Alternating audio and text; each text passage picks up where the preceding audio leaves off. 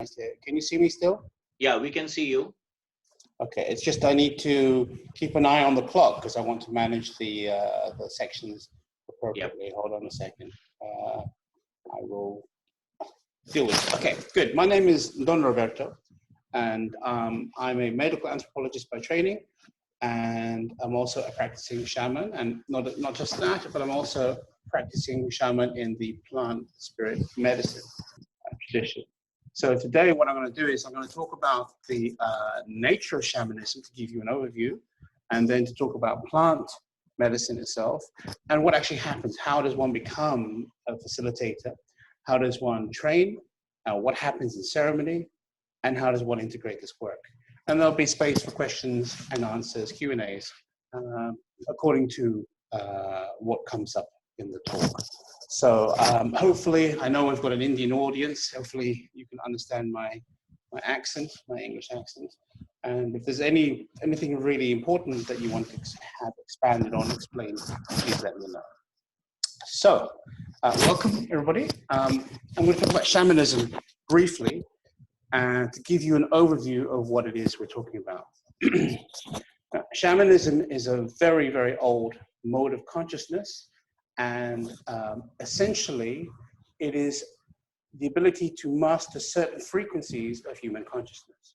Now, every day, we go through various cycles of consciousness. We wake up from almost like the nothing, the void, or the dreaming, and into everyday reality, working, navigating that. Then there'll be moments of relaxation, and then there'll be moments of meditation, and there'll be slipping into deep delta sleep.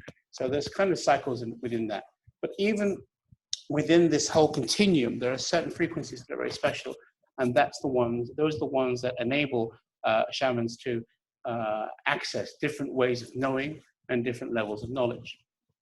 Now, depending on where you are in the world, you'll have different techniques. So for example, if you're in Mongolia, there's not really very much plant life there, but you do have lots of wildlife such as reindeer, and you have certain kinds of trees, so you can make drums and out of skins as well. So you can use drumming as your main technique. If you're in the Amazon, there's lots of plants there that you can draw upon to basically modulate your consciousness. So that's why different areas have different kinds of modalities to work with.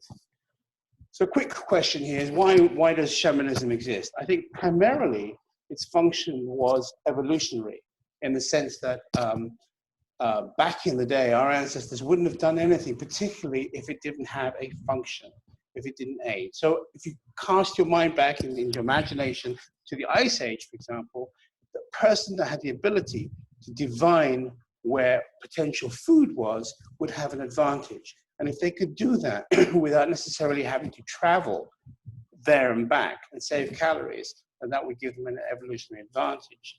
So anybody who could do that would be a real asset to the group, to the tribe, and enable their survival. So that's one of the primary functions of shamanism, is to find information.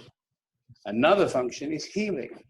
And so what differentiates a shaman from a normal kind of healer? Like you'll have your plant-based healer that is producing remedies based on leaves and bark, etc., etc.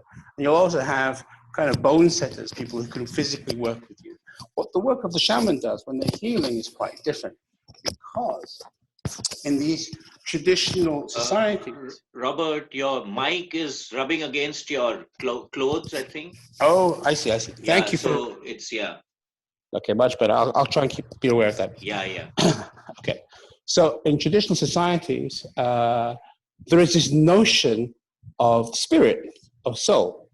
And so that in itself can become injured. Now, within contemporary medicine, we don't have any space. We have either the body or we have the mind, but we don't necessarily have this concept that the spirit or the soul can become injured. And that's where shamanism, because it actually takes into account the existence of the spirit and the potential for the spirit to be injured, has a great leverage within that society to help people get better. So let me give you an example. If somebody goes through a trauma, part of the mechanism of surviving a trauma is to shut down a little bit, to detach the consciousness a little bit, to protect the whole of the whole body of consciousness. Imagine like a house with a faulty light or a faulty electrical system. You have fusing systems to prevent the whole network from being blown out, and that's basically what happens. If there's a big trauma, a big shock to the system, then a person's spirit can detach, and the person survives and continues, but they'll often say something like, "This happened, and then I was never the same again." And so that is an example of part of the spirit not being available to that person. And that's the job of the shaman, is to go and look for that part of the spirit and to bring it back.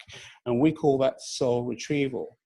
So my main point here is that, that shamanism has a very functional application, and it has sustained itself through thousands of years to today's society. In fact, in some ways, it's more valuable now more than ever, because we have lost contact with some of those traditional ways of knowing. So at this point, can we open up for a few questions, because this is I'm about to go into a different spot. Hello? 1 second. That, Does anyone have any questions? yes, Yes, Vasudha. 1 second. Yeah, Vasudha, Yes. go ahead. Yeah, I just wanted to ask about bone setting.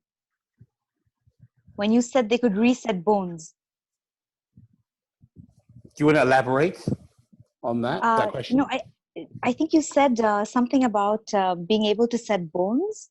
And I just wanted to know how that would be possible, because I have a bone that like broke in my finger and it's been reset, but like the alignment isn't normal anymore. And I was wondering if that's something that's possible to do with shamanism or like. Oh no! I was so as Vasudha, right? I Yes. said that I was contrasting shamanic work to very physical work like herbalism or bone setting, working with the musculoskeletal system.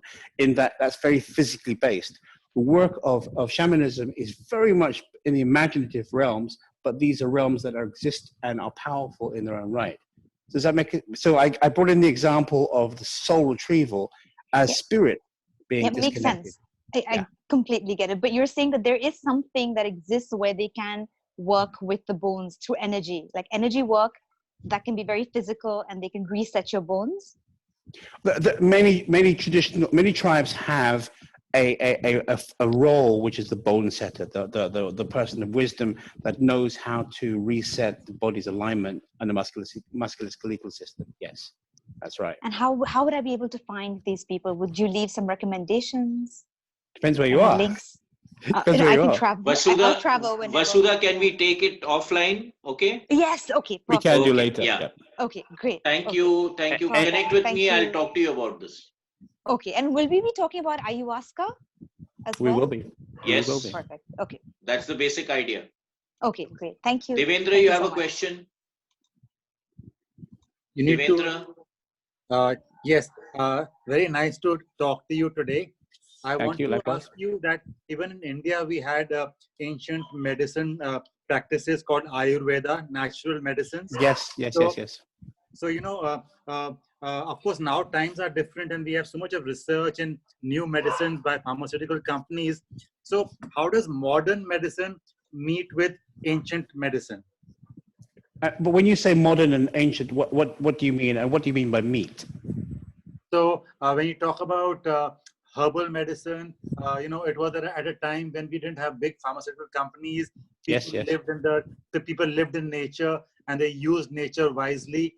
But then people moved to cities and factories came up, and then scientists came up, and we got research and we discovered new chemicals which could treat illnesses, and they began to do a very good job. So we conquered many diseases, including polio was also eradicated by a vaccine.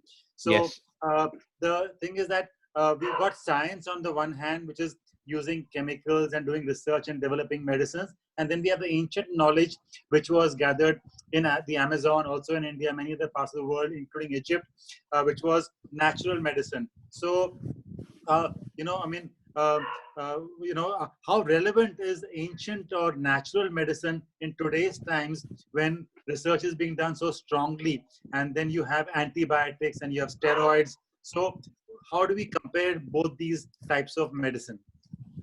Okay, that's a slightly different focus, but I will answer your question. So all medicines, whether they're all contemporary medicine that is Western, is based on traditional plant knowledge. Okay, it's just become refined, it's become codified. So you can see it as a kind of continuum. However, the focus is very different in biomedicine in that it takes what works, rarefies it, and concentrates it, and doesn't really think systemically. It doesn't think, oh, how does this work as a whole? So within a herbal preparation, all the elements of a plant-based prescription will work synergistically together and produce very little side effects. However, that's very different when you have modern pharmaceuticals, because they say, what's the element that works here? Let's make more of it and deliver it like that. So the whole impact on the body, the whole holistic understanding of how this works within the body is a little different. So to answer your question about how does it work, I think people are also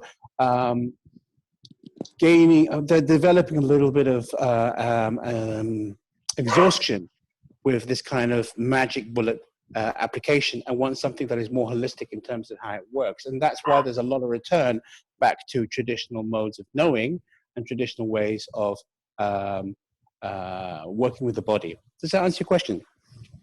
Yes, it does. Thank you very much. You're welcome. Thank you, Devendra. Uday, you have a question? Yes. Hi, Don. This is Uday here. My question is, you talked about because of trauma, a part of the spirit goes away. Yes, indeed. Is it it's fair to say when the person having the split consciousness, because in split consciousness we assume that people having the big trauma, so we are saying that a big chunk of spirit is going away? It's very hard to quantify because it's a safety mechanism. So we can't say whether it's big, but it can be significant. So for example, if trauma happens at a younger age, there is not so much psychological buffer to handle these kind of experiences. And so it may be that an essential part of that person detaches. Usually in childhood, yeah. Yeah, because they're not so. I mean, but it can happen at any time. If you're an adult and you're in a car crash and you see someone die in front of you and you've never seen that before, you don't necessarily have the resources to be able to cope with that psychologically. Does that make sense? Yeah. Okay. So for example, when I listen to people and we're in conversation, and they say to me, "I can't remember my childhood," that's a very good clue that something is missing. That those essential memories are missing. Or they can say something like, "I feel numb. I don't really have a whole scope of emotions." That's another indication that something vital has actually been detached and removed. I'm left, basically. Okay. Thanks, John. Good. You're welcome. So what I'll do now is I'll move on to talking about plant spirit medicines. Just remember that shamanism is about working with different states of consciousness. And the plant spirit medicine is perhaps one of our oldest allies in working in this way. So interestingly enough, that this is an India-based podcast or India-based streaming Zoom session, I'm going to talk about Soma, because our first recorded incident of using plants to enhance consciousness comes from the Rig Veda. And that's about 3,500 to 3,700 years old. And it's chapter 9 of the Rig Veda, I believe. And it's talking there about consuming this plant-based mixture that elevates us to the light, to the realms of the gods, and to the knowledge that's available to that. And so what's interesting about Soma is that the actual plant or plants that were involved in that have been lost to history. However, I have a friend who I met in India, actually. He's an Indologist. And he looked at the ancient Sanskrit, and he saw that actually that the writings themselves indicated that there wasn't just one plant, but two plants involved in this process. And then looking at the effects that Soma generated, it seems that this was an analog, something very similar to what was being used in what has been used in the Amazon. So we're seeing a substance that can really open up consciousness and take human consciousness to a completely different level and access information that is transcendent, which then becomes the basis for the Vedas and eventually the Upanishads. So for me personally, when I experienced ayahuasca for the very first time, there was something so ancient and familiar to this that I realized that participating in this transformative experience was in itself connecting back to something within human history that is part of our heritage, that's actually there in the kind of noosphere, in the collective consciousness of mankind, so that when I connected with the ayahuasca experience, it's very similar to what had happened 3,500 years ago. So that was Soma. So my friend's name is called Matthew Clark, and he wrote a book called The Tawny One, Tawny, The Tawny One, this whole search for the origins of Soma and its connections to ayahuasca. Now, so that's our earliest historical introduction to entheogenic medicines or sacraments that connect us to the gods or to the higher dimensions. We then move on to Europe, where there was something called the Eleusinian Mysteries in Greece, and that was something that all the significant Greek figures of history, Pericles or Plato or Socrates, had all participated in this very special ritual where they took the kykeon, another plant-based substance, and every year around September, they would hold this one day, and they would prepare their body for 6 months to be ready for this particular evening when they would drink this, and the doors of heaven, life and death, would open, and the secrets of the universe would be revealed. This mystery school, which is what it was, actually lasted for 1,200 years. So if something like that was happening every year in September for 1,200 years, regular clockwork with the effects were guaranteed, you can see that there was something very powerful at work here. This was not just an imaginary process. There was something really happening and transforming their experiences. And you can see, even though they were sworn to secrecy, you can see some of the elements of this work within the works of Plato, where he talks about the cave, the shadow, and this higher realm of ideas and forms. So which is actually, when you work with plants, you start to see that there are these higher dimensions. So unfortunately, that was the last time we had formal usage of plants within the Western tradition, because then you had the rise of religions, which basically made this prohibited the use of plants like this to transform consciousness. So I'm going to move across the world to the Amazon, and I'm going to talk about the idea of plant spirit medicine. Now, in places like the Amazon, there is so much abundant flora and the whole relationship of the environment is very different, that the world itself is alive. Okay, so that the actual, everything has spirit, and there's a very different connection. In fact, when anthropologists have asked different tribes, how did you discover the secret of this thing called ayahuasca? Very often the story comes back, the forest told us. Okay. So, hang on a second, get this right. The actual jungle, the forest, communicated this to us. And this is such a different concept that the environment itself contains knowledge and can communicate deep secrets about which plants to use and how to use them. The actual environment itself can communicate through dreams and tell the tribal people how to make this substance. And it's not an easy substance to make because it involves two plants out of 180,000 different plants. So the chance of combining two different plants out of all of these possible combinations is 1 in 6 billion. If you tried that in trial and error, you'd kill yourself many, many, many times over, and possibly the rest of the tribe as well. So this is what's so interesting, that there's been consistency in the accounts of how the tribes learned about this.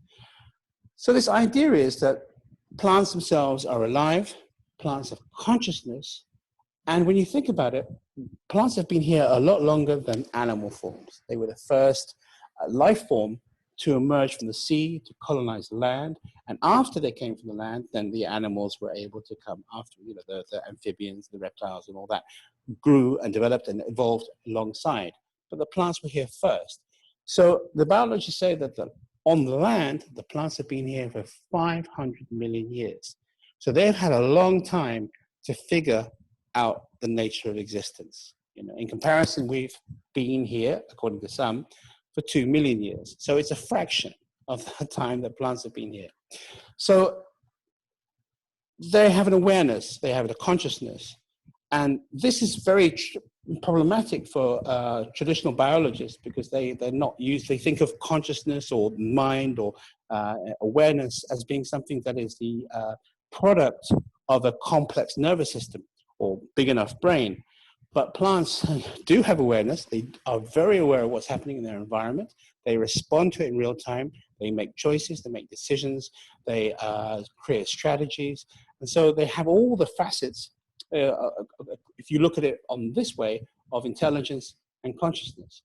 And so what those tribes discovered is that if you make this combination, this brew of these two plants together, you activate an awareness in human beings that transcends normal 3D awareness, that you are suddenly able to be transported, like in the example of Soma, to the realms of the gods, to where there is light, where there is teaching. And so ayahuasca itself is a valuable tool for discovering your own essential nature and the different dimensions contained within this, this body and this consciousness. And it's also a vehicle for deep healing as well. I hope that makes some sense. I'll open up again to some more questions, because I don't want to talk incessantly. So, Nikata, okay, can you anyone question? Any questions?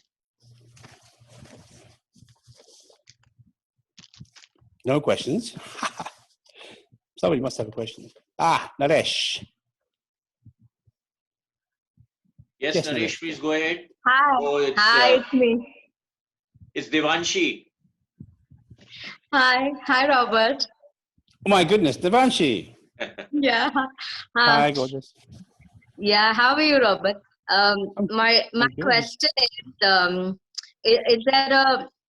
is there a particular consciousness trained can look at some plant medicine, or it's for beginners, it's for novice, it's for new people, it's for some people who have not been on an explorative journey?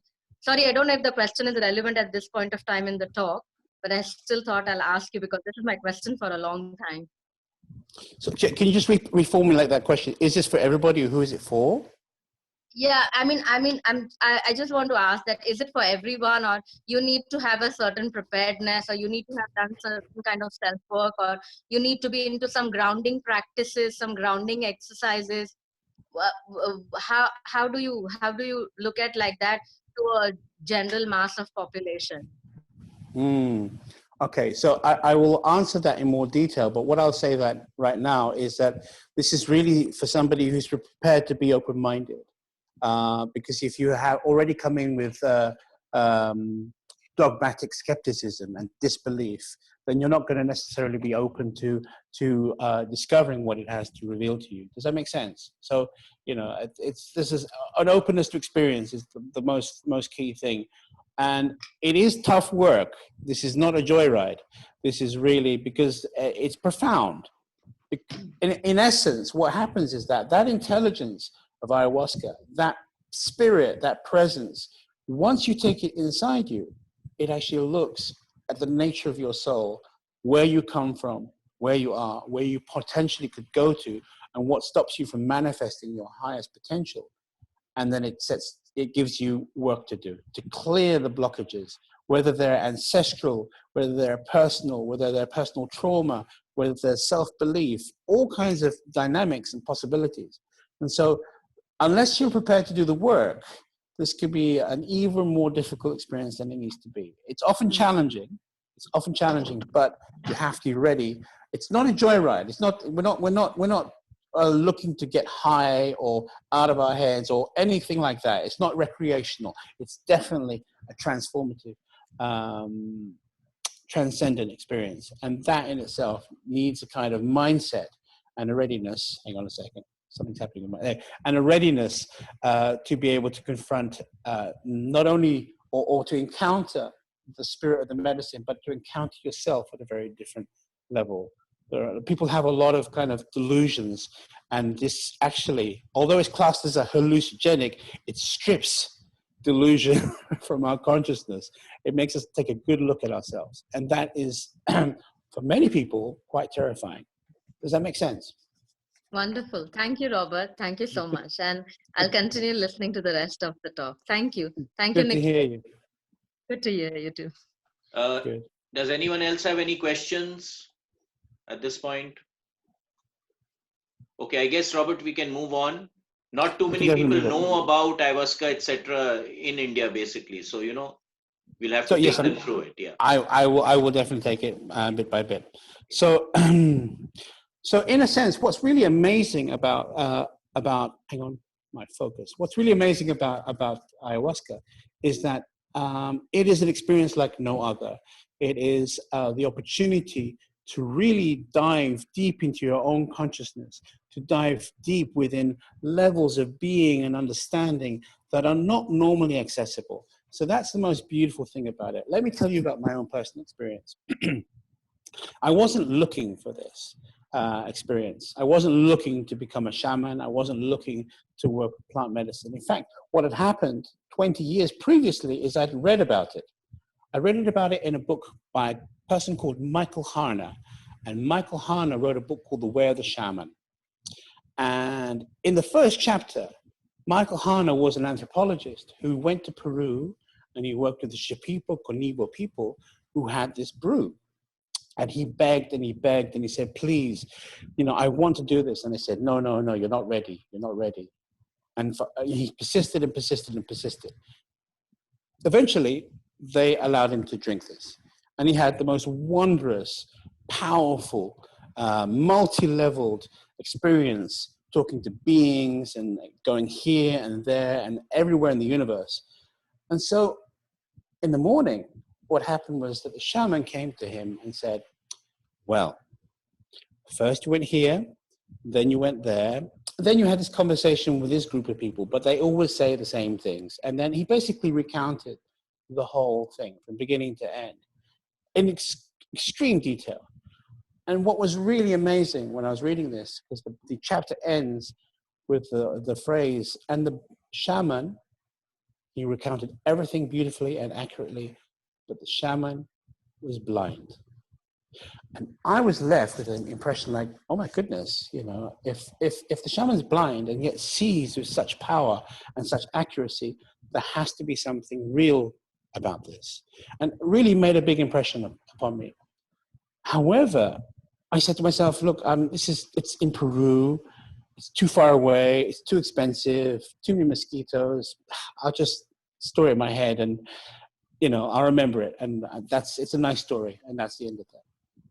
So what happens 20 years later, you know, I go through lots of life experiences and, you know, I've forgotten about this basically.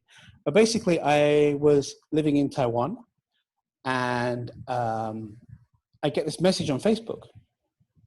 And this guy wants to be my friend. So back in the day, this is around 2007.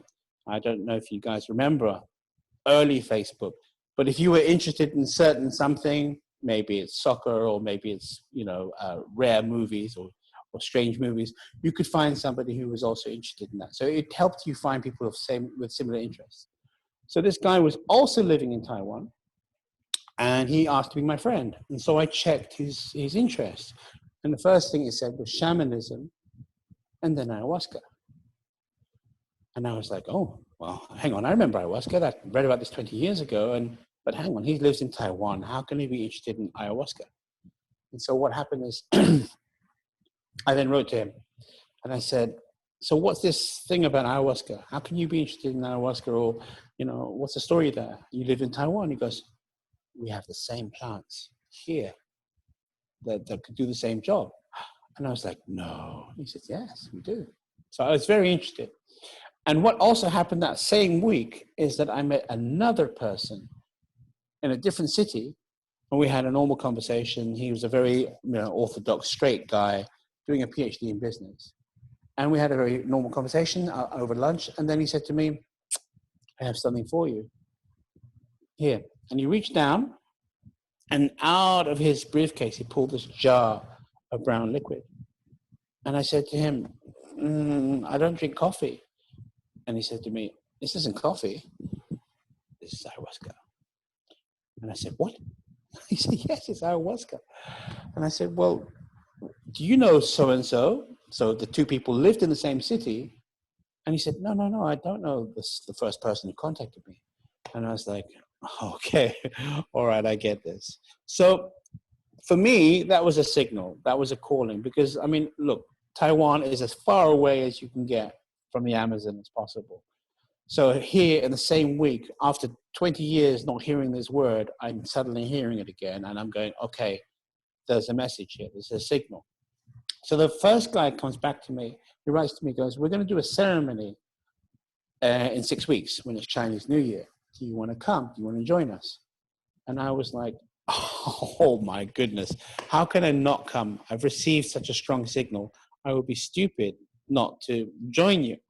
So I said yes. And so I'm going back to Devanshi's earlier question. You know, there are certain protocols about doing this work that you have to prepare your body. You have to stop eating spices and oils and sugar, all kinds of things to ready your body for this experience. And so I did all those. And then the day came, and actually I had a terrible cold that day. And I thought, for all the days to get a terrible cold, this has to be it. So it was a daytime thing. They had actually, normally in the jungle it's at night, but they had somehow organized a daytime thing. So I traveled down to this other city, and they had prepared some tents in the garden. It was a beautiful day. The sun was shining. And around midday, they warmed up the medicine, and they dispensed it and had a little prayer, and then we drank it. Okay. So we drank it. And about half an hour later, I'm thinking to myself, oh, I don't feel too good. Oh, what was I thinking? Because the tummy starts to complain. And so then I went outside into the garden, and I basically purged into the flower bed. And then I looked around, and then there was a guy standing opposite me, and he was smiling, but his head was on fire. Like I was like, what? And he looked like a Tibetan demon. And I said to myself, oh, this is really strong. Oh my God, this is really strong stuff. Oh my goodness. And actually at that point, my whole body began to really be filled with huge energy. And I began to tremble. And I thought to myself, oh my goodness, I can't even stand. I have to make my way to one of the tents and lie down. And so I opened the tent and I lay down and I took my glasses off and closed my eyes. And then suddenly the visions came to me. They were so strong, not just in front of me, but behind me and all around me, just 360 spherical visions. And I've done some things in my life and I've had experiences, but this was on a whole different level. And so I was looking around going, oh my goodness, geometrical figures, morphing. And I was like, holy moly. And then after about 5 minutes, this whole visual experience changed. And it died down, and I was left in silence and darkness with my eyes closed. But yet, deep within the darkness, I felt a presence within my body. I felt an intelligence, a deep, deep, deep intelligence, and a wisdom and an intelligence which outstripped anything I'd met. And I was like, oh, and the realization came. I haven't drunk a chemical or a drug or anything of this nature. I've actually taken into my body a living spirit, because that's what I was feeling. I was feeling a living presence inside me. And so then there was communication. telepathic message came through from this spirit, and it said, let me show you what happens after you die. And then cut to this consciousness, form of consciousness, and a vision, and I just saw this immense landscape before me, or this consciousness filling the entire landscape. Because of course, if you leave your physical body, if you're no longer contained within physical form, consciousness has no limitations. It has no space, no time, no constraints. It is infinite. And so there I was at that point of experiencing infinite consciousness. And yet a part of me said to myself, oh my goodness, I remember this. I remember this feeling. I remember this state of consciousness. And if I remember it, that means that I've been here before. I've done this before. I've died before. I've come back into physical form before. And so that was such a profound moment. And it was so intense and so real, so tangible. There was no imagination. There was no wondering whether this was real. This was absolutely of a level of an understanding and of a power that I had never encountered in my life before. In fact, it was humbling. Suddenly I said to myself, this is what I've been looking for all my life. This is what I've been searching for. This level of knowledge, this level of knowing, this level of beyond the normal, beyond 3D reality. This is what I've been searching for. And so I came out of that experience a very different person, humbled, saying, look, I've studied, I've been in academia, I've got all those diplomas and degrees and everything, and yet I know nothing. And I need to learn. So at that point, I realized that this was a path that I had to pursue and I had to follow. And because that confirmation that somehow I knew there was more to this world than met the eye, than we've been told, had been trained to see, and suddenly encountering this level of power, this level of wisdom, this level of knowledge was really exciting. And there was no debate within myself. I just have to follow this.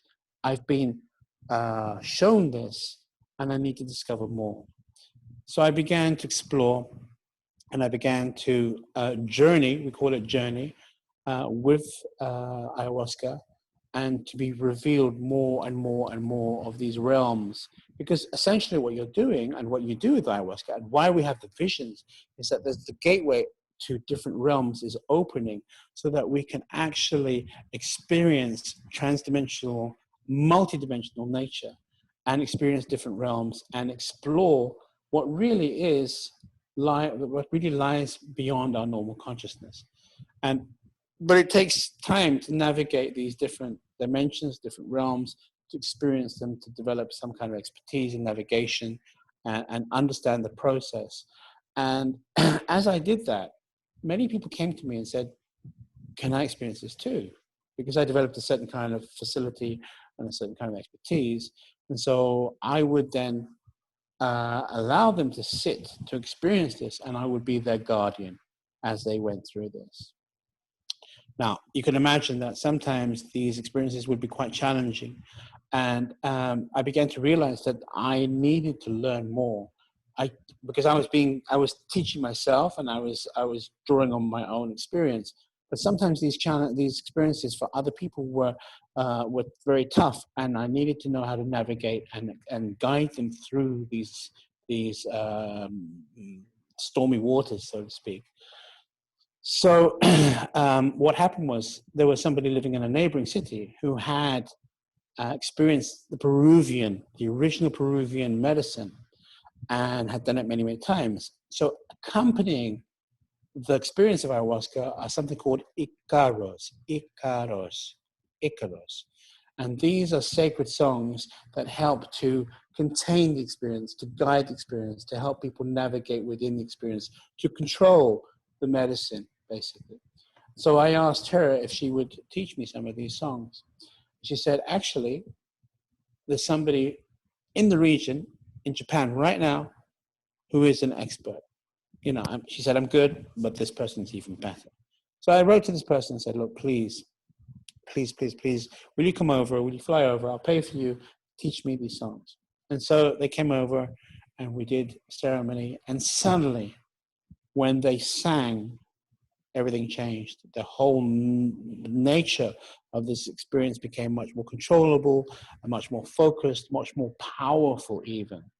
And so and then I said to him, this is amazing. He said, look, you know, I'm good, but my teacher is even better. And I said, oh, really? And he said, yes. And she's in Costa Rica. She will soon be in Costa Rica. So actually what happened 3 weeks later, I got an invitation. And the invitation was to go to Costa Rica and meet the teacher. And so, which is going to happen in 2 months' time. So then I accepted that because I was so intrigued, because if he was good, if he was really good and she's even better, I had to hear this. And so I went to Costa Rica, and that would be my first experience with the original Peruvian ayahuasca, because I've been making it, we're using the local ingredients and local experiences. And so I went in quite cocky. It's like, yeah, I've done this like 50 times. You know, well, what can you show me? Okay, so small lady, unassuming, about 35 years old. And so we're in a circular building called a Maloca. And there's about 30 people. So we lie down. So what happens? It happens at night. We lie down. We all have our space, and that's your journey space. And so actually with 30 people in a circle, it looks a bit like a dandelion. It looks like a 30-petaled flower. And so you're in the darkness. You've drunk the medicine. It's beginning to affect you. And then she began to whistle.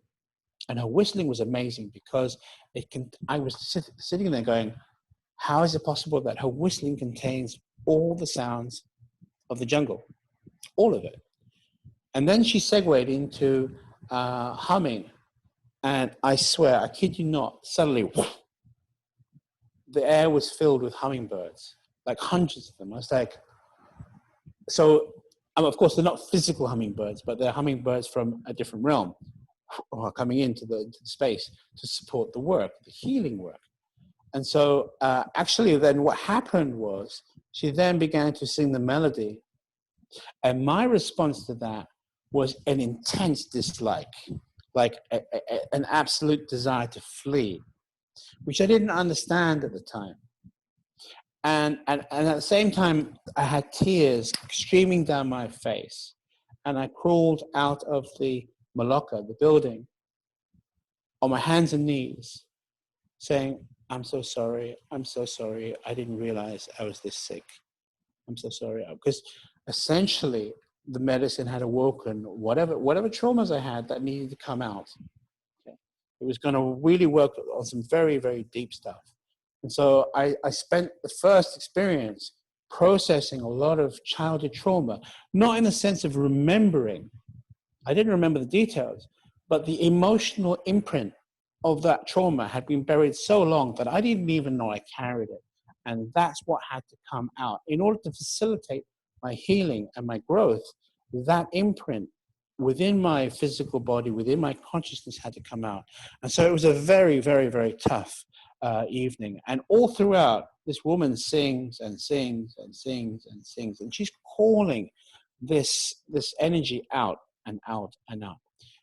Later on, with experience and with understanding, I realized why I took such a dislike to her, such a powerful gut level dislike. And that was because that woman was so pure and her voice was so pure that when she called out the healing songs, the darkness in me hated her with every fiber of its being, because it was being called to leave. It was being called to forever abandon this physical form and to not haunt me forevermore. So that's what its pushback was, such that it was a very, very, very difficult experience. I'll take some questions if anybody wants to ask me at this point. Robert, there's a question. Is this process dangerous in any way? It's a good question. There are some protocols that we have to ask everyone to follow, and that is essentially that you have no history of psychosis or schizophrenia, and also that you are not on any antidepressants, because the interaction between serotonin-based antidepressants, SSRIs, and ayahuasca could create a very dangerous biochemical reaction in your brain and could actually be fatal. So it's really critical that nobody who takes the medicine is currently or within the last 6 months of their life actually have any kind of traces of SSRIs in their system. So there are some practical and health-based considerations to making sure that people are able to experience this safely. Danger. And so the other thing is with the psychosis and the schizophrenia, because we are entering transdimensional realities and the very framework of our personal self, the actual identity, is actually being deconstructed in many different ways. This narrative of who we are and the nature of our being is actually being deconstructed. You need to be strong in order to have a center that can handle that kind of level of reorganization without losing it. And so if you don't know what is real to start with, and your notion of reality is challenged deeply, then that can set off huge psychosis and huge schizophrenia. And it could lead to huge dysfunction, essentially. So that's why it's important to have a strong sense of self, but be able to handle a level of the stories that you tell yourself to be re-examined and reordered without necessarily going through a mental health crisis. Does that make sense? Yeah, that does. So, but then most people can go through with it, right? Yes. Yeah. But they need proper structure, and that's a very important thing. They need the structure of somebody who knows what they're doing in order to be able to hold them, who has experience, so that when something occurs within the ceremony, when the person goes to a psychological space that is challenging or they need the support, that the facilitator themselves knows exactly how to support them and in what way. So one of the most important things is that we've done so much work, we've journeyed so much with the plants that we know these spaces and we recognize them. We're in tune with what happens so that we can appropriately support somebody when they need that support. Okay, so basically you're saying is that when anyone goes through this process, it has to be with someone who knows how to hold the space. My goodness. I mean, it's like, for example, would you like to be parachuted into a foreign country without a guidebook, without the language? No, yeah. You want somebody to be able to, if it was an ordinary experience, fine. But this is not. It's a trans-dimensional, multi-dimensional experience where you are encountering realities you've never seen before. And the presence of somebody who can spiritually hold your hand while you do that is very important. Okay. Thank you. Thank you. Does anyone else have any question?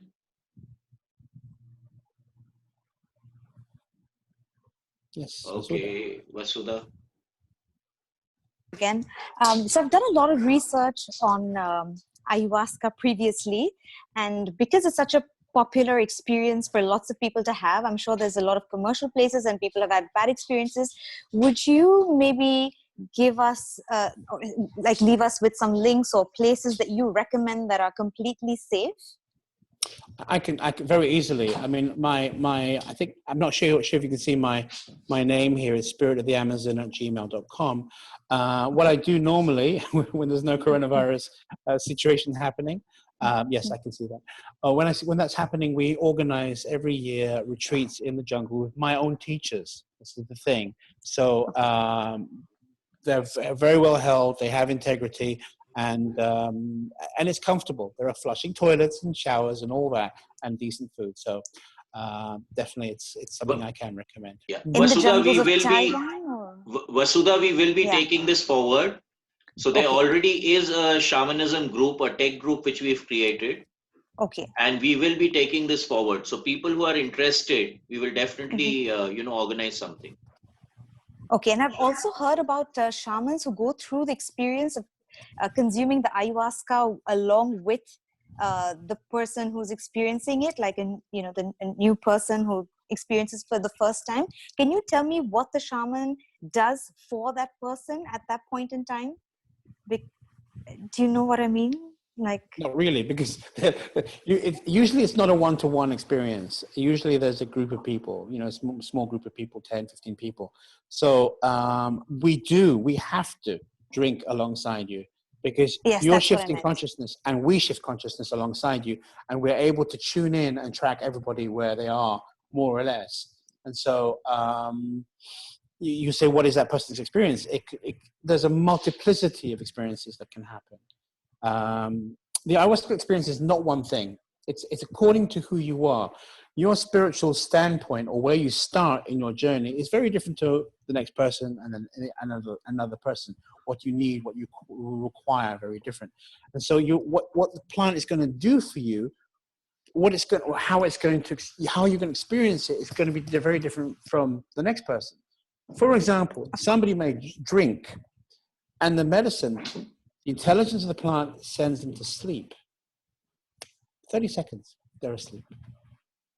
And then the whole evening, 5 hours, there can be a lot of noise. There can be singing, there can be purging, there can be crying.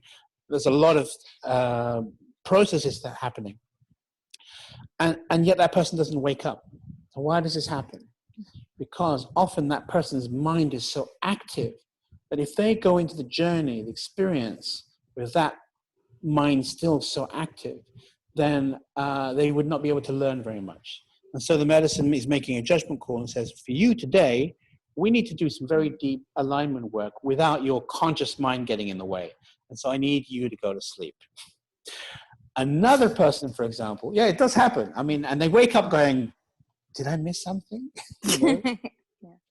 And yes and no. I mean, they missed the show, so to speak, but actually when they go away and over the next week, they say, oh, I'm perceiving in very different ways. Oh, I'm reacting in very different ways. And so the after effects will show themselves that they didn't miss the essential work which was happening at the same time. Another person may have very strong visuals all evening long, just the revelations of hidden nature of reality, our connections to other universes or dimensions. That could happen. Another person might be just getting very physical, very deep insights, downloads. So I actually think that a lot of the Vedas were generated, the knowledge from the Vedas were generated from this kind of communion with the plants, transmitting higher knowledge downwards. And that because when I read the Vedas, if I look at them and I go, this feels so familiar, something that actually has been encoded into my cells. So, and that's been encoded through these various experiences that I've had, if that makes any sense. Yes, absolutely. Thank you. Okay. Thank you, Vasudha. Thank you. And there was a question about books. I can talk about that later. And there was a question about somebody who said something about Beto. Yeah, someone said I met someone in Beto, so it's okay. Robert, you can send me a list of books and then I'll post it on the group. Sure. Yeah, I anyway know most of the books in any case, but whatever else you can give us. Okay, I think you can proceed. Thank you, Nikati. Yeah. So where were we? Okay,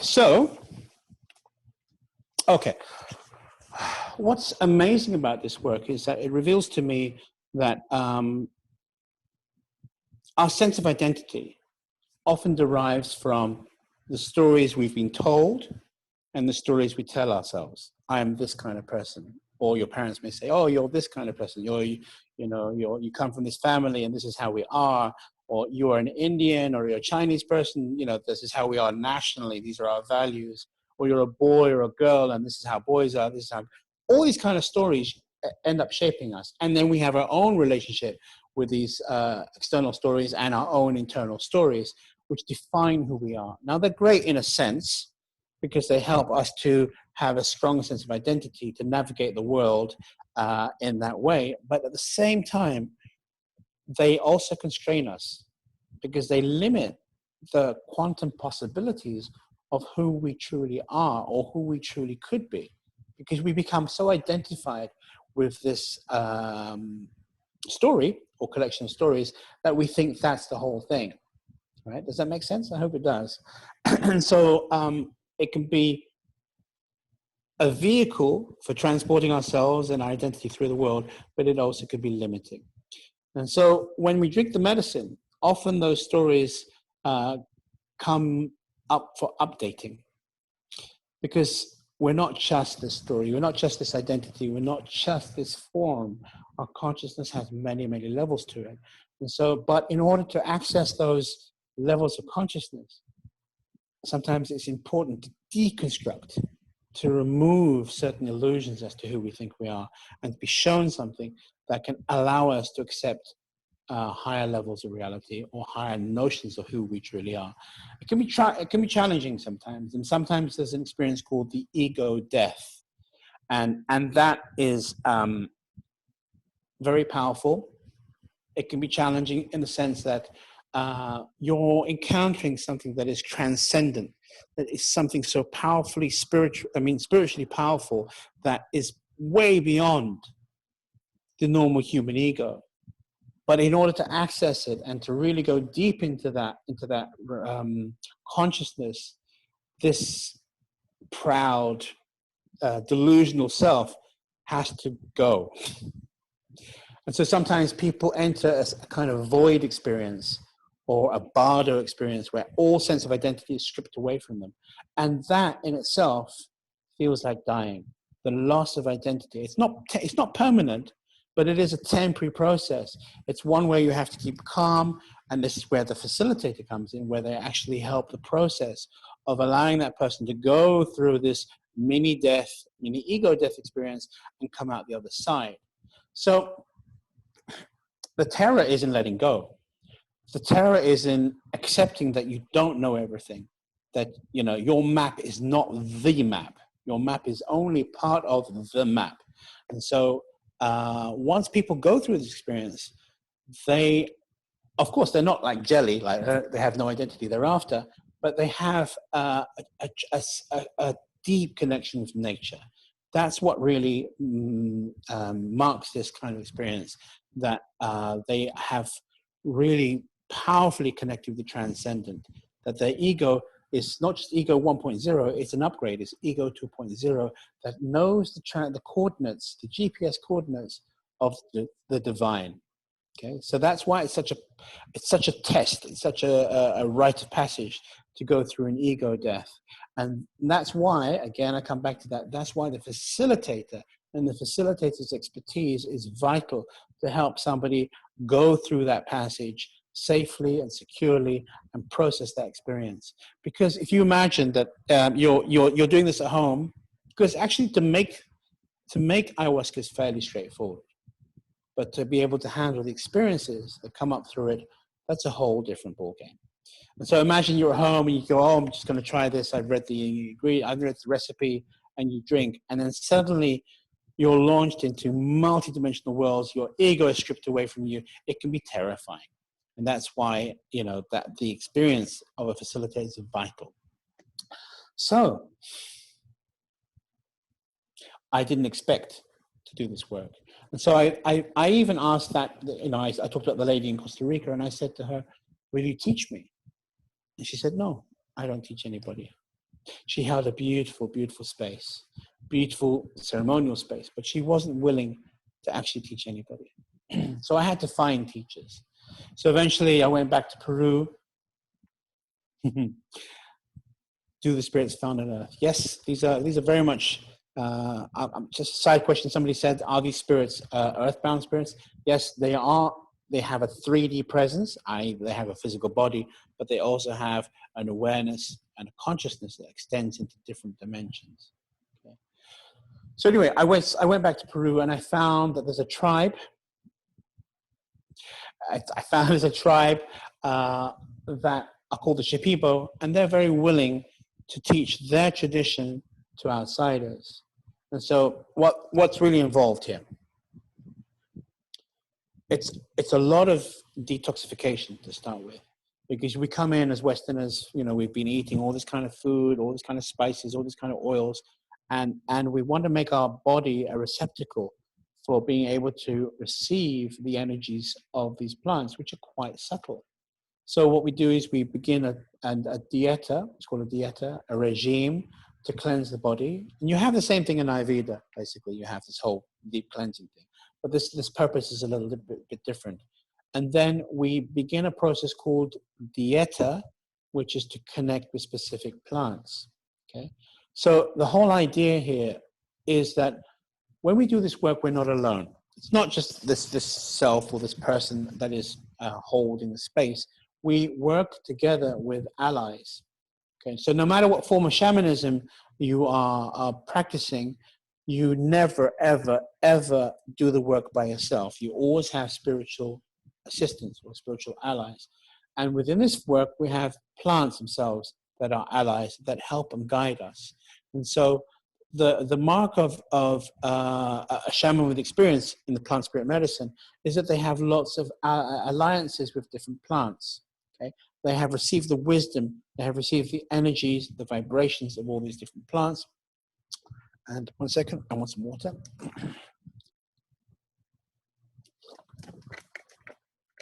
And they are able to receive this information in order to heal.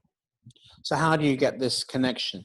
Well, you have to eat very bland food for the duration of the regime or the dieta, and that could be 2 weeks, it could be 1 month, it could be 6 months, and even in the case of the most powerful plants, a year. And this is quite arduous because not only has the food got no taste, no salt, no sugar, no spices, no oil, but also there are some behavioral prescriptions. We cannot be sexually active in any way for the period of time, plus the integration period, which is half that period.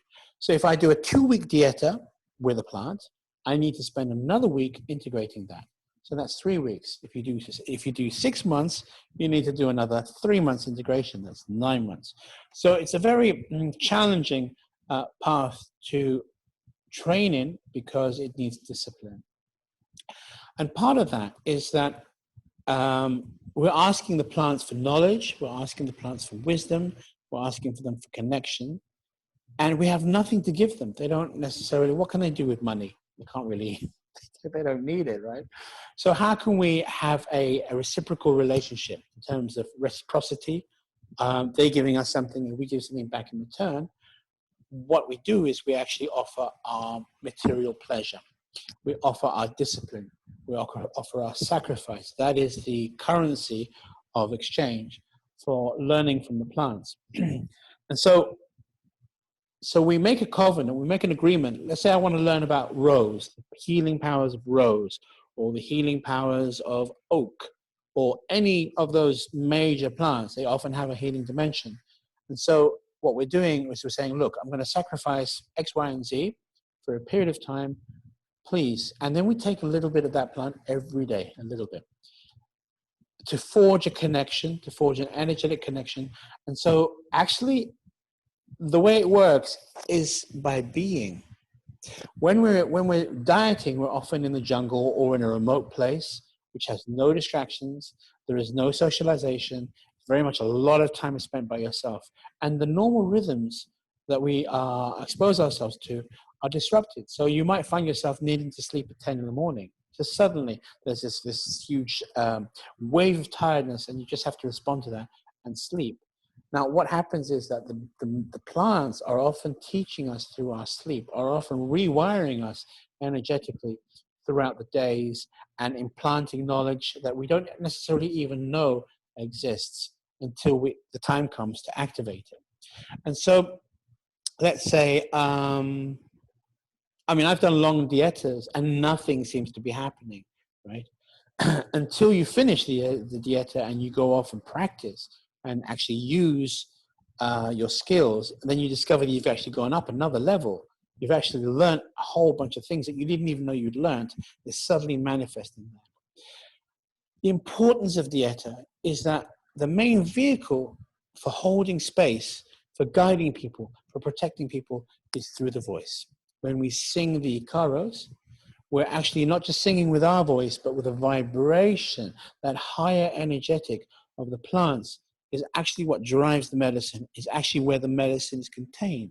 So we talked earlier about herbal medicine being physically based with plants, with flowers and leaves and bark and all kind of roots and all that kind of physical stuff.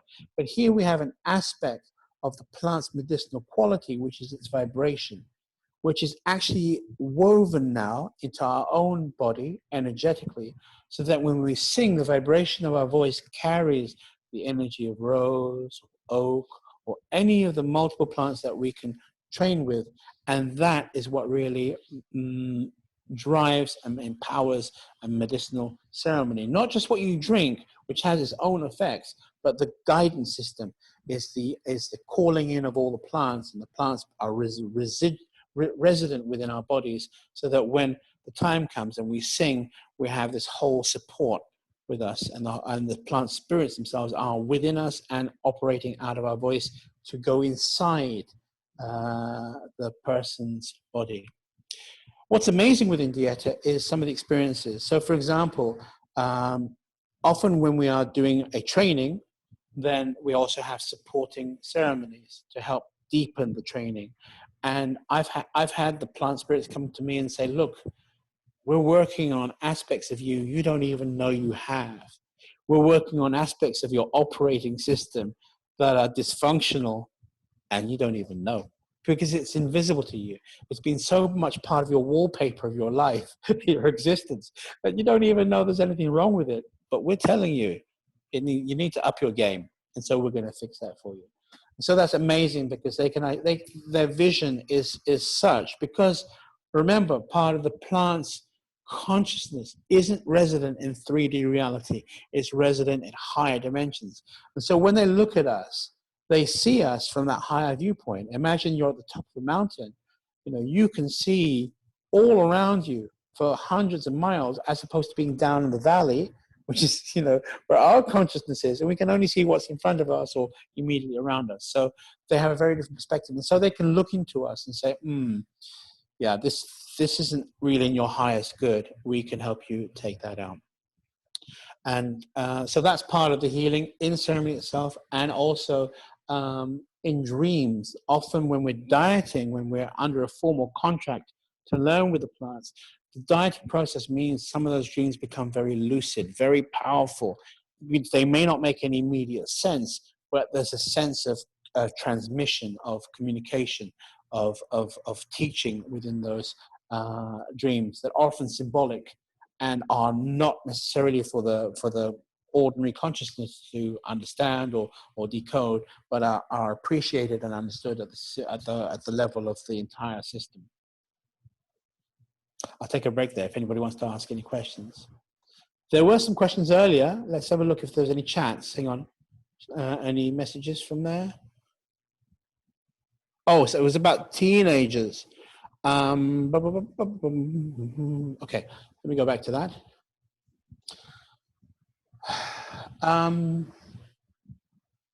There's a general problem about transitioning to adulthood in societies generally, that they've lost their rites of passage, and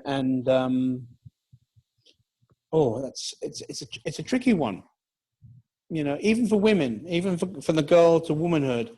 I mean, there's obviously physical events that happen, but psychologically moving into that phase of adulthood, we have lost a lot of rituals, rites of passage, and that may explain why we have a lot of man boys or man children that still act like teenagers, because they haven't been through something very transformational. Plant spirit medicine isn't necessarily about, yes, Mukul. Plant spirit medicine isn't necessarily about that specific age-related rite of passage, but it definitely it has its own rites of passage in terms of transformation and upgrades and challenges that are its own beautiful world. Mukul, how can I help you? Yeah, Mukul Bhavi, your question. Yeah, hi, Don Robert. First of all, thank you for this absolutely amazing journey that you're taking us on. It's mind-blowing. I had never heard about something like this. So I just want to know, how has it made a difference? or if it has made any difference in your nature, in your character? Can you give us one example of how it has made a difference? I don't want to know about attitude, because attitude, I know it will make a difference, but in your character, after experiencing all these things in different multidimensional realms.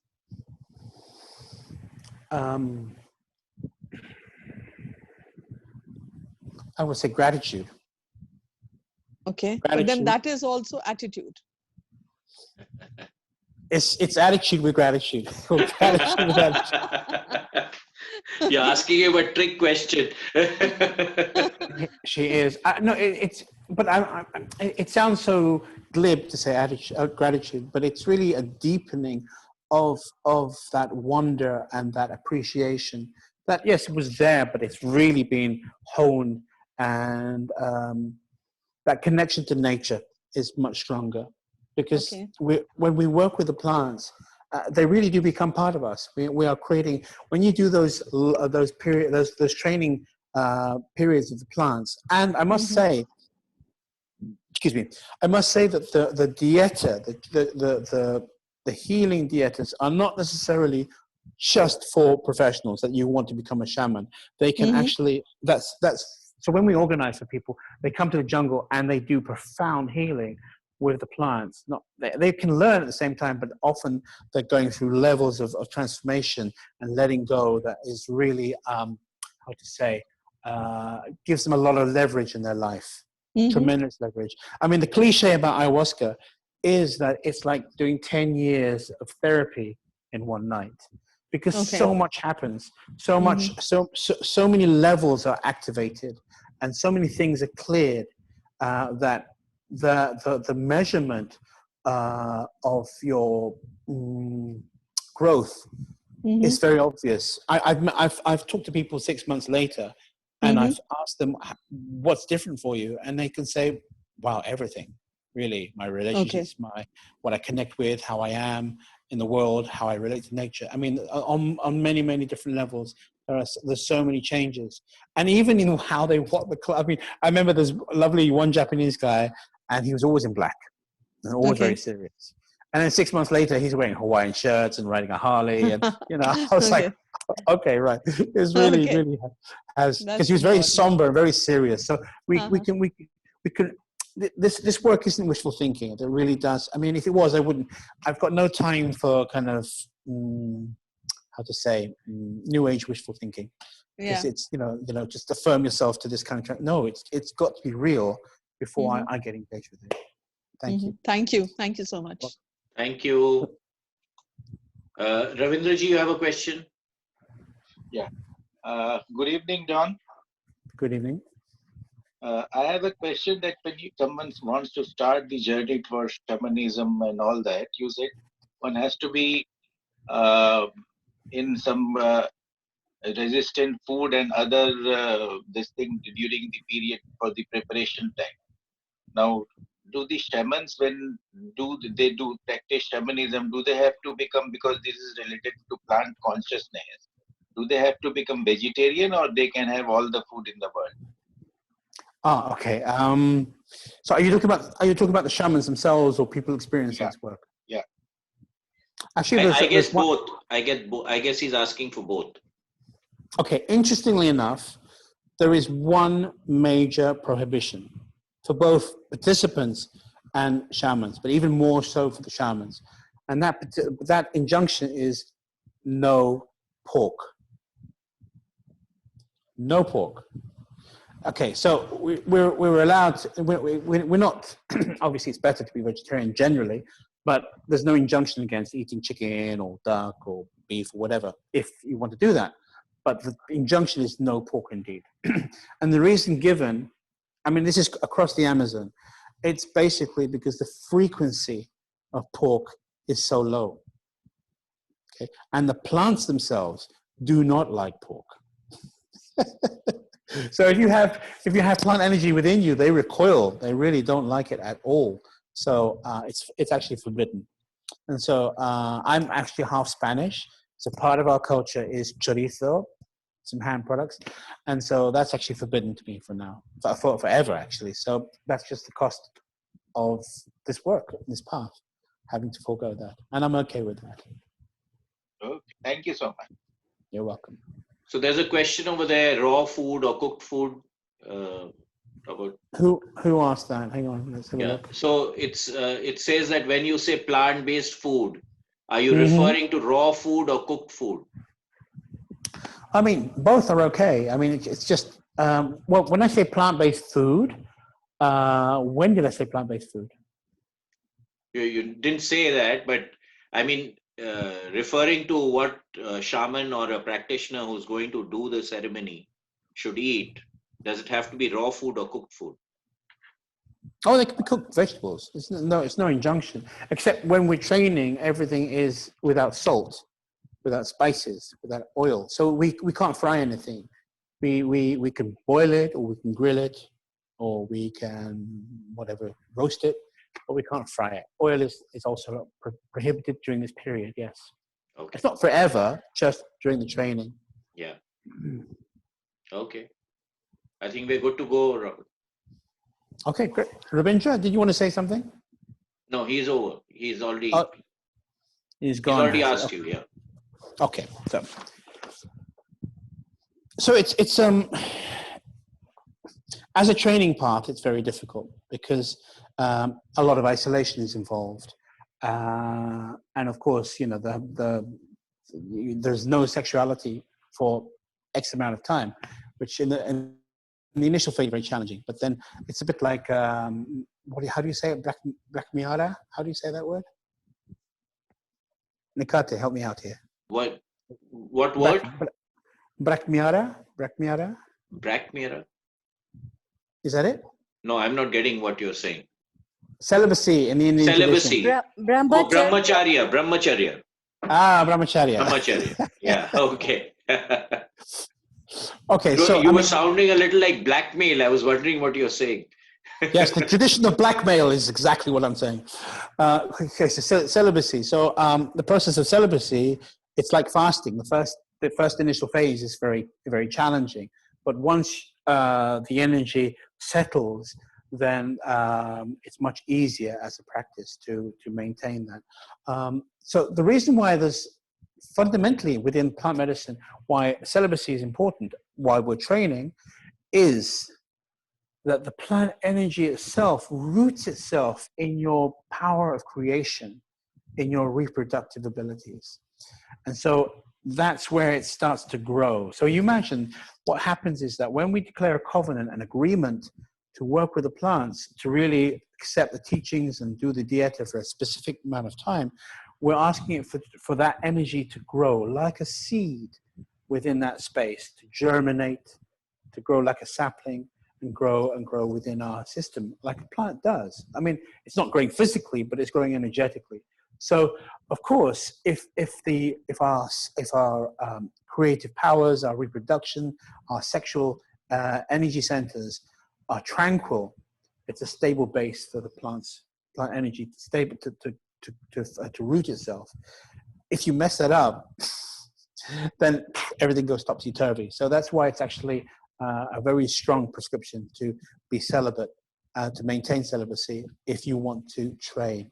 And even for the participants, they have to observe a week beforehand, before experiencing, before they go into ceremony, so that the whole system is quiet, that they haven't intermingled their energies with anybody else's, and so that there's a kind of purity there in order to do the work.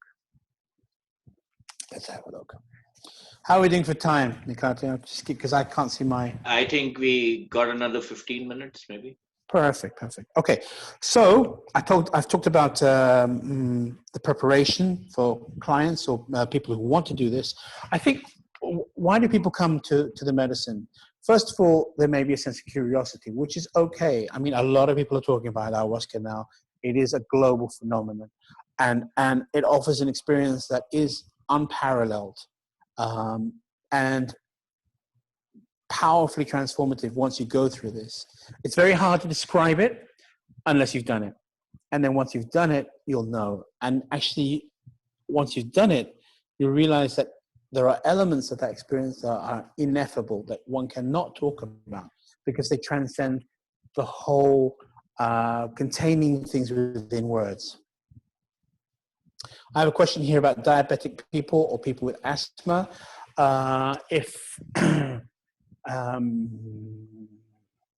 Again, it has to be taken with a question.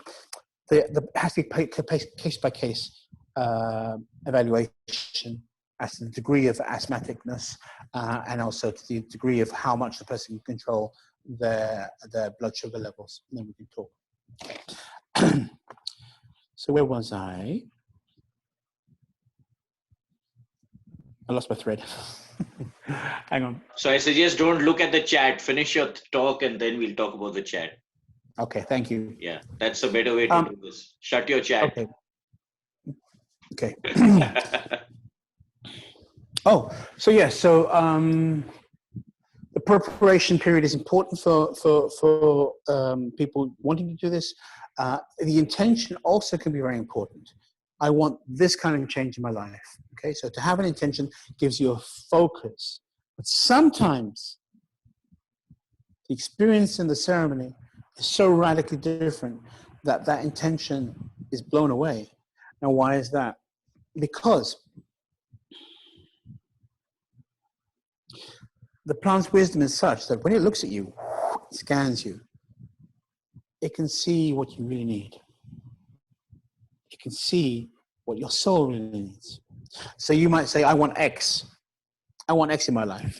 And then the medicine says, no, child. You don't need X. You think you need X. You may want X, but what you actually need is Y. And I'm going to give you Y now.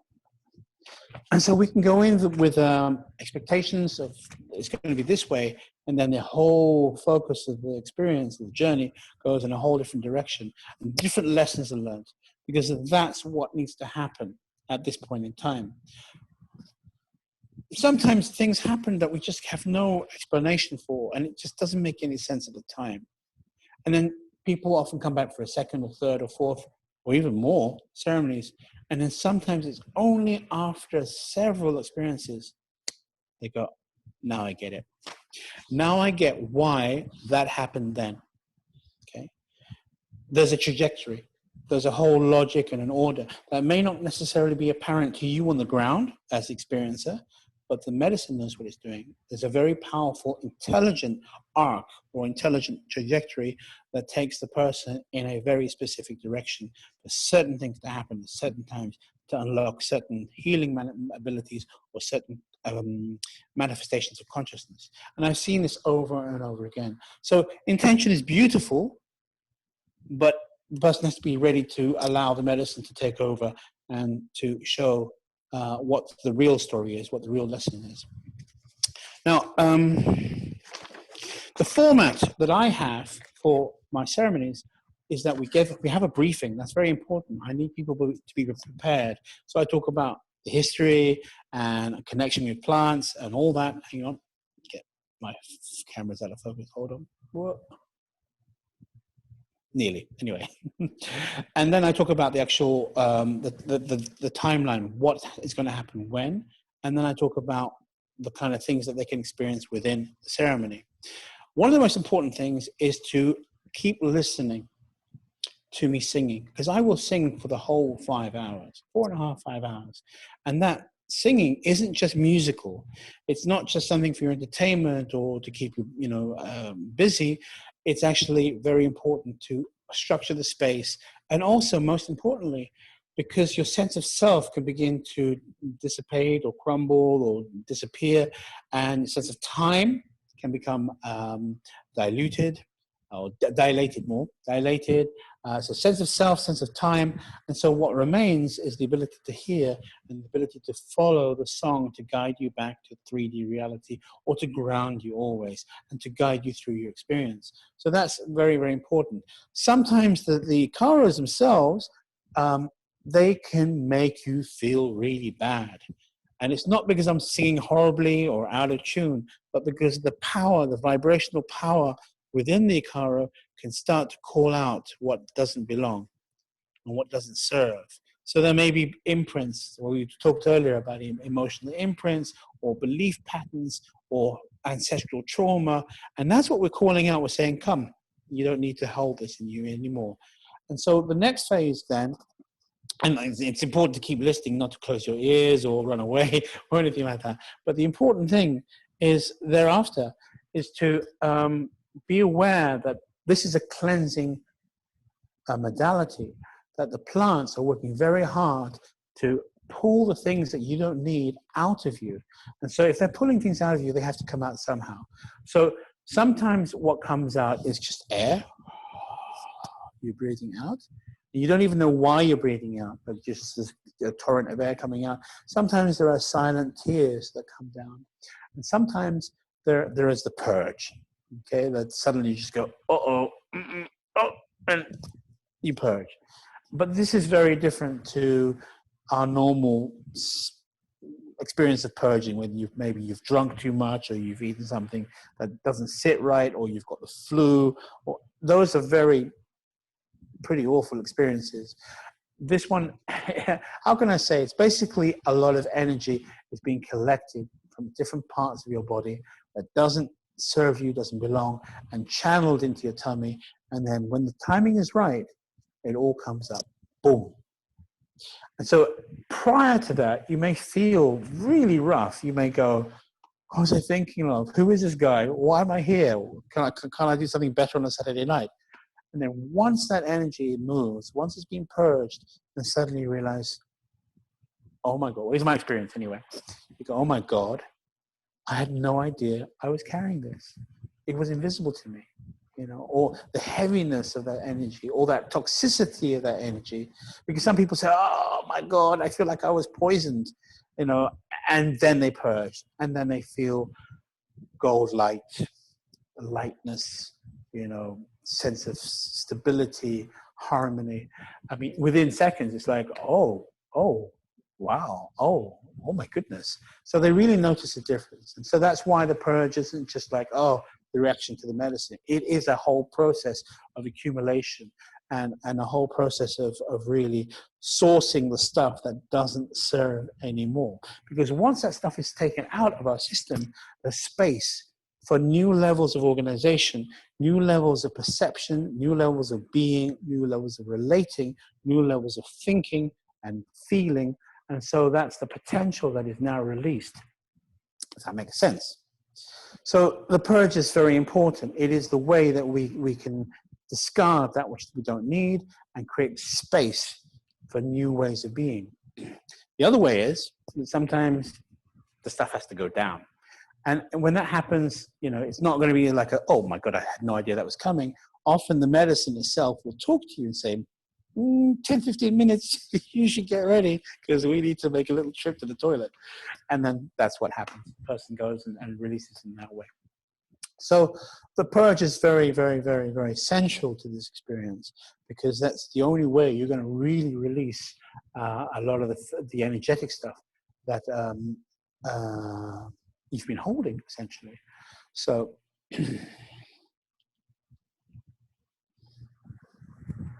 let me see.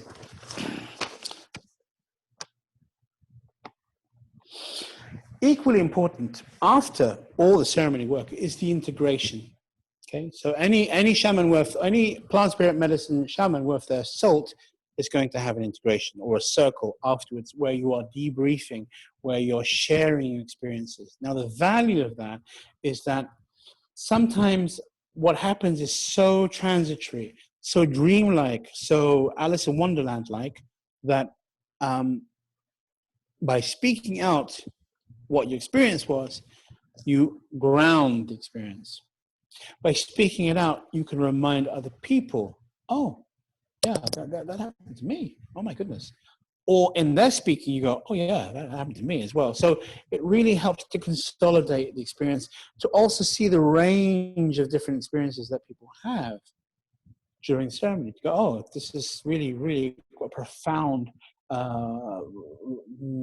spectrum of possible ways of navigating, experiencing this medicine. And so that's the very first stage of the post-ceremony integration, is to hear other people, to speak your truths, to share your insights, and also to gain other insights from listening to other people. Now, we talked about making space, the purging, the healing. It's also about, we're creating new space. Now, the important thing is, if you want to maintain that momentum of change, it's very important not just to go back to your old habits and your old patterns.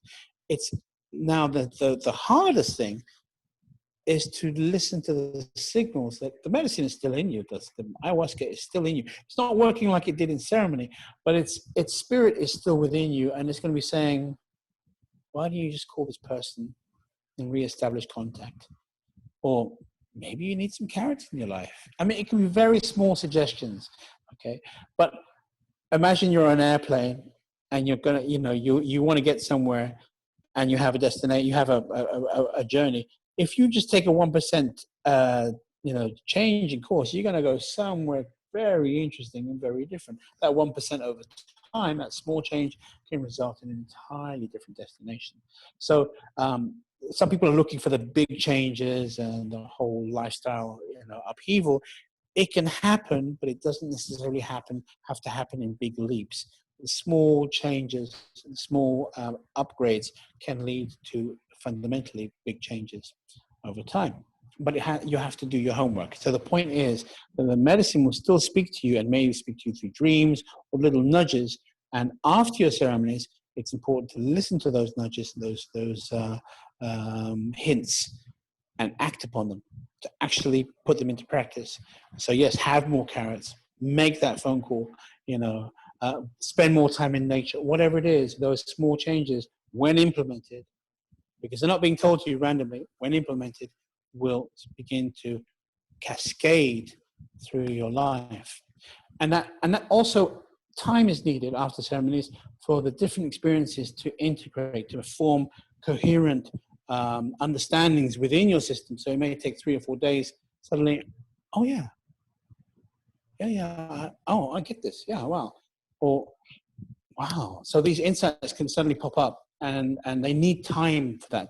They need that maturation time, that digestion time of your system to process that information, and then suddenly you have this whole new jump in perception, awareness, and understanding. So the post-session time is really invaluable.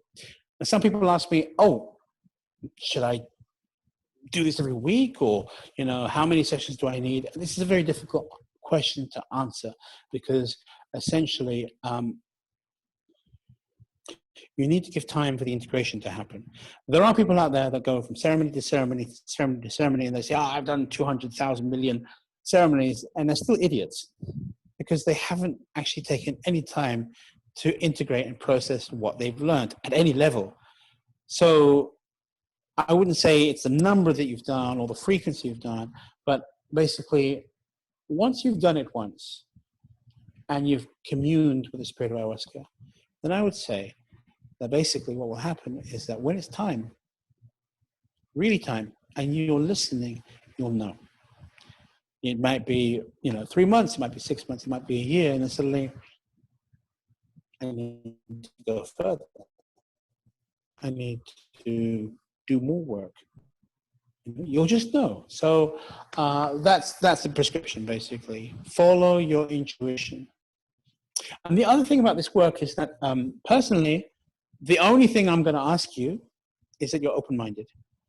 You're open-minded enough to entertain the idea that plants have, and that plants can guide us and heal us and take us to new levels of understanding. That's the only basis I would actually ask you to entertain. The other thing is, your experience is key. Your personal interaction and engagement with this experience is what's going to be the most valuable thing, because your experience is true, is your truth, it's your authority. I can confirm certain things, but it's up to you to discover for yourself the real power, the real nature, the real teachings, the real healings that are contained within this world that is plant spirit medicine, that is ayahuasca, essentially. Thank you so much, Robert. How are you doing? We've really overshot time, so I don't think we're going to take any more questions right now, but we will take this forward. You'll take a few questions? Yeah, of course. Okay, of course. Okay, does anyone have a question?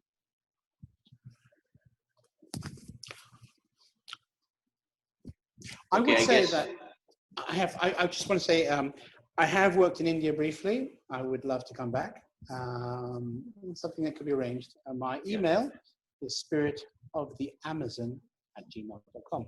Yeah. Spirit We've already created a special interest group, Robert, and we will be taking this forward. So yeah, maybe you'll be in India soon. Well, depending on the gods of COVID-19. yes, the gods are Okay, so. we have one question. Neeta, you have a question? Please ask. Yeah, hi. Thanks for the knowledge that you shared with us and something new that we experienced today. And my question was wrongly drafted. What I said was plant-based food. What I meant is plant medicine. What you're referring to, is it in the raw form or is it it's cooked medicine kind of? I really have no clue about that. So I meant that. So it got drafted differently. Sorry. Okay, specifically with ayahuasca, it has to be cooked. It has to be cooked. It has to be prepared like a brew. So what you're doing is you're bringing together the vine of the ayahuasca plant, which is and then the leaves of chacruna, and you're putting them together and you're brewing. The way they work is that the ayahuasca vine, it actually switches off certain enzymes in your system so that the chacruna, the DMT and the chacruna can enter your bloodstream. Physically, chemically, that's how it works. If you didn't have the vine, if you didn't have the ayahuasca vine, then you would drink it and nothing would happen. So this is why the combination of these two plants is so amazing. Out of 180,000 possible plants, 1 in 6 billion is going to work, and that's the exact combination of those two plants that works in this way. Yeah. But Nita, one other thing, there are other plants like mushrooms that do not they need to be dried, they need to be processed, but they don't need to be cooked. So it depends very much on the plant itself. Yeah, so there's another. As regard the consciousness of the plant, what I'm just trying to understand is the way the plant talk to us. Is it a cooked plant also talk to us in the same way as we talk to the raw plant, which is jungle, the plant and the trees? So just a little confused there. Can you just elaborate that question a little bit more? So her question is that if we can communicate to a plant which is living, after cooking the plant, how can we still communicate? Because the life force of the plant has changed.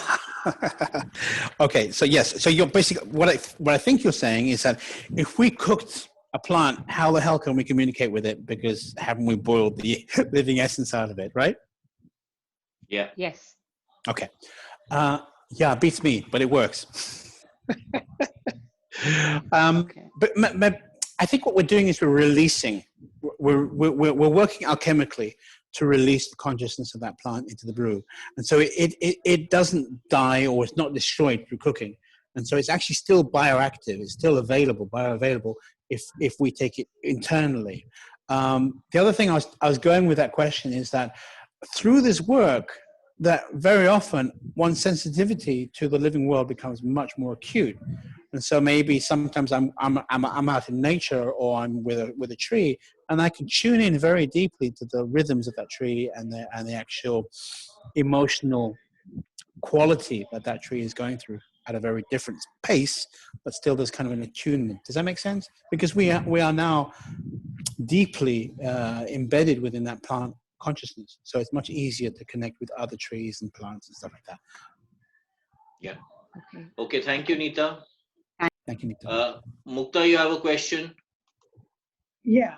So I wanted to know: do you when you do it in India, do you bring the medicine from Amazon, or do you find the plant in India and brew it? How do you? Okay, so I bring the raw materials with me because it's easy to transport, and I basically make it on site. Yeah. Oh, so you bring the plant with you? Bring the plants with me, yeah. Okay. And the other question was that is it like when there's a big amount of DMT and it's not necessarily you may have the colorful visions that it's always described. So if you don't have that kind of visions, do you still have a profound? Oh yeah. You see, the visions are entertaining, but my perception of them is that they are basically the doorway opening to multidimensionality. And it's not necessarily every time that it happens. Okay, it's just a clue that, hello, we're shifting gears now. And I remember my first 12, 15 experiences, sessions were very visual, really highly multidimensional, transdimensional, the whole works. I mean, different realities, everything. And then suddenly nothing. Yeah. Like complete darkness. And I was like, where's the light? Where's the show? You know, and the voice came back and said, you want TV? So it was a lesson there. It's like, come on. This is much more than just being visually entertained and engaging with that. There's a lot of levels and a lot of nuances to this work. So that was my teaching. I mean, and in fact, my work has evolved as a practitioner into a much more kinesthetic. I can just sit there in the room and I can just tune into the person. I don't necessarily even have to share their visions or have a direct visual representation of the experience. I can just go, oh, I know where you're at, or I know what you need, because I'm working with the plants. They're helping me, guiding me, talking to me, whispering in my ear, so to speak, as to what the person needs. Or they'll often say, in 10 minutes, you know, Mary needs some help. So get ready for that, and often it'll be the case. Is it addictive? Like, would you need it often?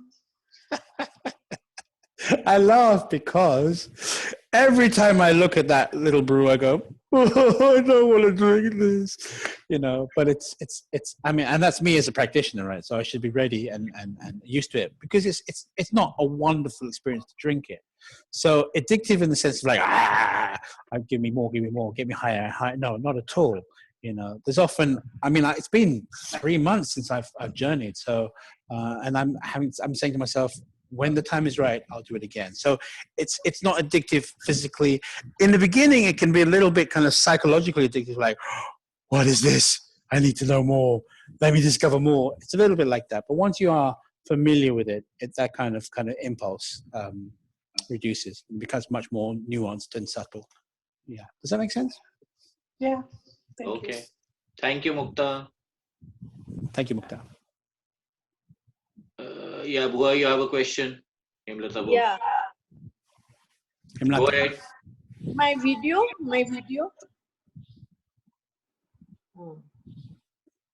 No, he's not doing video. But anyway, Yeah. Hi, Hemlata. Hi, Don. I don't have a question, but I just want to share what I do with my house plants. I talk to them, I sing to them, and I really give them a kiss here and there sometimes. I hug my plants, and I see the way they really bloom, and they really dance with the music when I play the hemi-sing music that Wow, you play your plants hemi-sing. That's cool. Yes. That's so awesome. Yes. I see them dancing, and when I don't do this, I see them brooding also. They miss me. So this I wanted to share, that as you said, that you talk to your plants and they'll give back to you. This is what I wanted to share. Absolutely. I mean, you're interfacing, your consciousness is interfacing with theirs. And so there's a response to that, you know. I mean, I think an earlier question was, how has this transformed me? And I think this total humility, plants physically look fairly simple, right? I mean, and often our interactions with them are as objects in the environment. But when you realize, or when I realized, that they're actually living spirits and living beings, exactly. There's a whole different relationship and a whole different transformation in how I regard it. I find it very, very, very soothing, and I really enjoy it. And here's the thing. Once you enter the space to be able to see, like through your third eye, their true nature, you can see their actual form, their multidimensional form, and they have personalities and they have presences, and it's quite amazing. Yeah. And they do talk to me as well. And do you hear the voice? Do you hear the kind of signal? Yes. Okay. Yeah. Thank you. Thank you. Okay. Any more questions? Okay. I guess. Thank you, Robert, for such a beautiful talk. Very, very entertaining and very, very enlightening. And Vasudha. okay. There's one question. Vasudha is at a roll. Yes, So hey, Masuda, go ahead. I'd actually written down a couple of questions Yeah, go about ahead. like, have you had any experience with Siberian shamans? Some of the practices that I've done are drum-based, Mongolian shaman, Siberian. So yes, that's the answer. Is it different? It's a very different. It's a very different mode. I mean, each region will have its flavor and its approach, and so working with drum, the sonic journeying is different. So there are different skill sets needed to navigate that, but they're all beautiful and all work in very powerful ways, for sure. And also, did you get any messages from the plants or the spirits about COVID-19 and when it'll disappear, and any recommendations for any plant-based medicines that we can have to boost our immunity? I'll tell you this. So I was in the jungle from November through to mid-February. And actually, I also had mobile data, so I was tracking the news in the world. And around January, I began to, just for personal choice, to research the Black Death, and then something began to emerge in China, and I bought a book called The Great Influenza, which was about the Spanish flu of 1918 to 1920. So I was really reading up and filling myself with knowledge about this whole pattern. And then nothing directly came from working with the plants about COVID. But I can tell you that in the jungle, my maestro, my teacher, and his family did get seriously sick. And they managed to heal themselves of this affliction fairly quickly using plant-based medicines, not ayahuasca. We're talking about medicine sourced from the jungle, plants sourced from the jungle, in order to really strengthen and boost and heal themselves. I mean, in terms of immune boosting plants, the essential thing is vitamin C, vitamin D, sunlight, and selenium as well. If you can get those into your system through any way you can, any plants or any supplements, that'll help. Okay. Thank you so much. Thank you. You're welcome, Masuda. Okay, so I guess we've really overshot time. Thank you everyone for being here. Thank you so much, Robert. Again, once again, beautiful talk, and we will be in touch. Please WhatsApp me all the book names. You mentioned 3 or 4 books. I didn't, but I can. Yeah. No, you did mention 3 or 4 books. Your friend's book, Clark.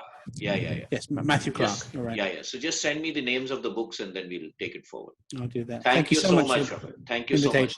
Thank you, everyone, and see you all tomorrow. We have another talk tomorrow, and of course, book reading and meditation. Thank you, everybody. Thank you. Bye. Good night, everyone. Good night. Thank you, Nikita.